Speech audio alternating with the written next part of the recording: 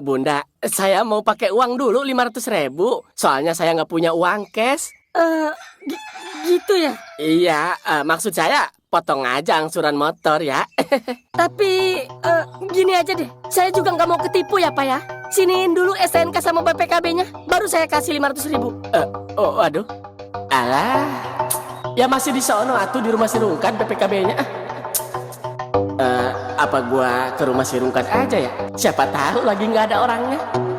Suasana di dapur rumah Pak Rungkat mendadak kacau balau. Jael, yang lehernya sedang dihimpit gagang sapu ke dinding, merasa nyawanya sudah di ujung tanduk.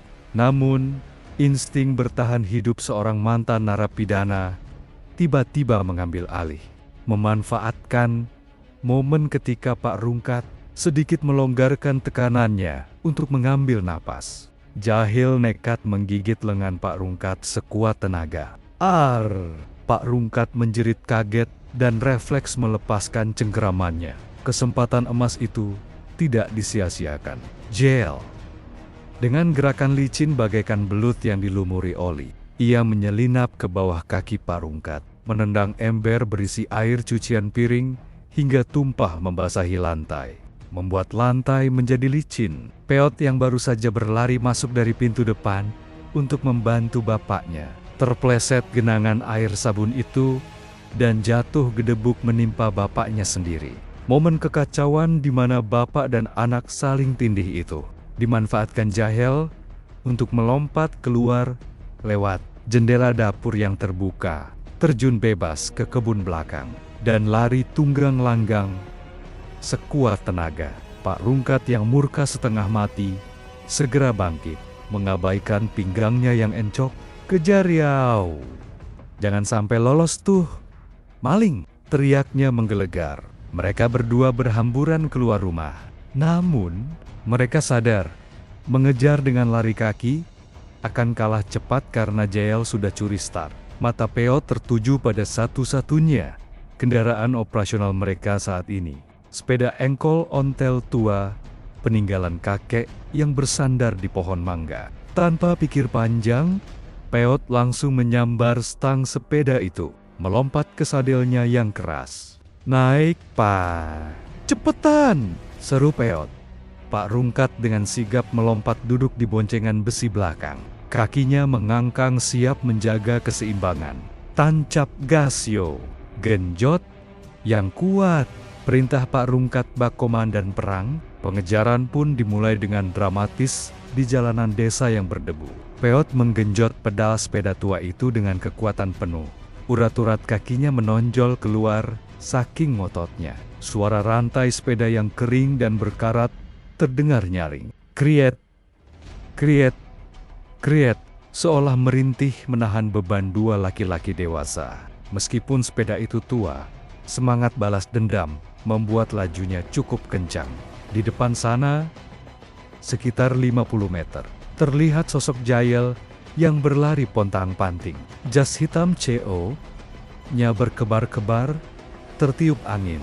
Sepatunya yang licin membuatnya beberapa kali hampir tergelincir di jalanan berbatu. Jael tidak berani menoleh ke belakang. Ia hanya fokus mengayunkan kakinya secepat mungkin, membayangkan golok atau balok kayu melayang ke kepalanya jika ia tertangkap. Sepanjang pengejaran itu, suara Pak Rungkat menjadi sirena alami yang membelah keheningan desa. Sambil memegang pinggang Peot agar tidak jatuh, Pak Rungkat menanjuk-nanjuk ke arah Jael dengan tangan kanannya dan berteriak lantang penuh emosi. "WOE! Anak setan Jael, jangan kabur lu, berhenti nggak lu?" Teriakannya menggema, membuat ayam-ayam tetangga berhamburan kaget. Dan warga yang sedang santai di teras langsung berdiri menonton.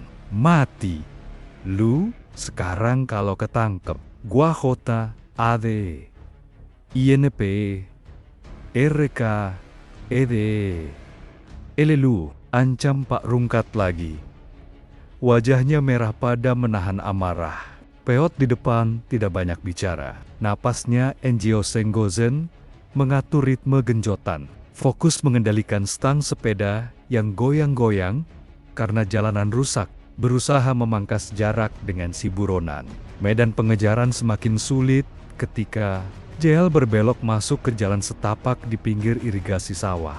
Jalanan itu sempit dan becek. Jael yang bertubuh kurus lebih lincah melompati gundukan tanah. Sementara itu, Peot harus ekstra hati-hati. Awas, lobang Yao. Kiri dikit. Instruksi Pak Rungkat panik saat ban depan sepeda nyaris masuk parit. Sepeda ontel itu berguncang hebat, membuat pantat Pak Rungkat sakit bukan main. Menghantam besi boncengan, tapi rasa sakit itu kalah oleh nafsu ingin menghajar Jael. Terus, yo, udah dekat, lihat tuh. Dia udah mulai pelan, semangati Pak Rungkat. Saat melihat langkah Jael mulai gontai kelelahan. Jael memang mulai kehabisan napas. Jas tebal yang dipakainya membuat tubuhnya kepanasan seperti di oven. Tapi bayangan wajah Pak Rungkat yang menyeramkan memaksanya terus berlari. Drama semakin memuncak ketika mereka melewati kerumunan ibu-ibu yang sedang rumpi. Jael menerobos kerumunan itu tanpa permisi, membuat ibu-ibu menjerit kaget. "Minggir Bu, ada maling!" teriak Peot dari belakang sambil membunyikan bel sepeda yang suaranya sember. Kring, krek, kring. Sepeda ontel itu melesat membelah kerumunan. Pak Rungkat masih belum berhenti memaki Jael.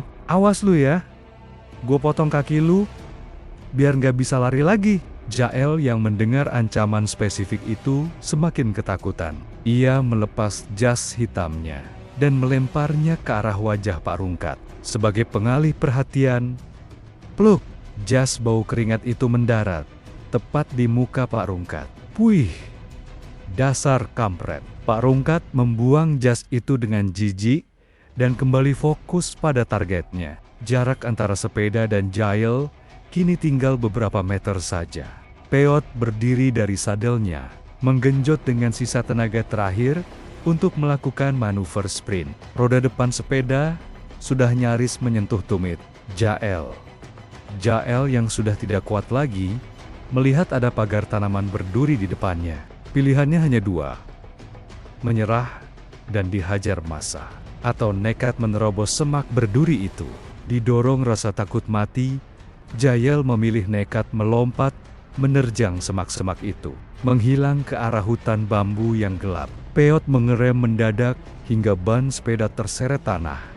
Setit, mereka berhenti tepat di depan semak. Meski Jael lolos masuk hutan, Pak Rungkat turun dari sepeda dengan napas memburu, mengepalkan tangannya ke arah hutan bambu. Pengejaran sepeda engkol itu mungkin berhenti di sini, tapi perang belum berakhir. Jael kini terisolasi di hutan tanpa uang, tanpa jas, dan dikejar oleh amarah dua pria yang tidak akan berhenti sampai keadilan ditegakkan.